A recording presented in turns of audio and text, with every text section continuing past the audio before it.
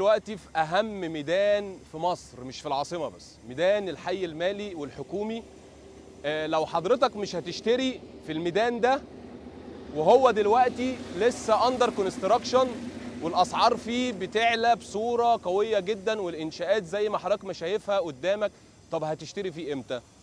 وانقل لكم كل حاجة من داخل ميدان الحي المالي والحكومي. زي ما حضراتكم شايفين ده البنك المركزي لو الكاميرا جت عليه، ده بنك مصر، عندي بنك القاهرة، عندي البنك الأهلي المصري. فطبعا حجم أعمال قوي جدا وحجم أعمال أنا ما شفتهوش في حياتي، بنقله ليكم باستمرار لكل العملاء اللي بيتواصلوا دايما معايا من داخل مصر أو خارج مصر. حبيت إن أنا أنزل ميدان الحي المالي، لسه الفرصة قدام حضرتك إنك تستثمر في أهم ميدان موجود في مصر.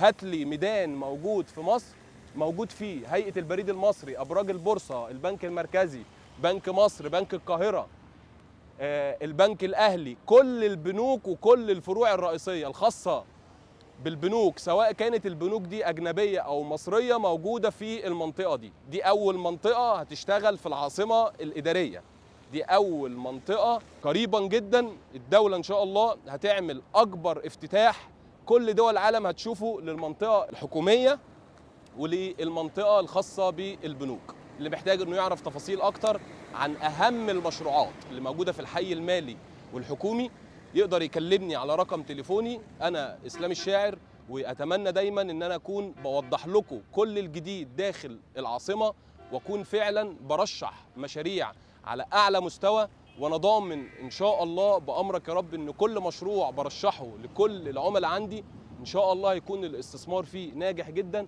ده البنك المركزي، بنك مصر، بنك القاهرة. الدولة بتعمل كل ما تتخيلوا إن المنطقة دي تبقى من أهم المناطق اللي موجودة في مصر، ودي فعلا من أهم المناطق اللي بتجذب كل المستثمرين من كل دول العالم، مش بس مصريين، لا الأجانب كمان. الدولة فاتحة ليهم إن هم يقدروا إن هم يتملكوا ويشتروا. ودايما نعمل سبسكرايب للقناة بتاعتي على اليوتيوب وتابع كل الجديد لأفضل المشروعات داخل العاصمة.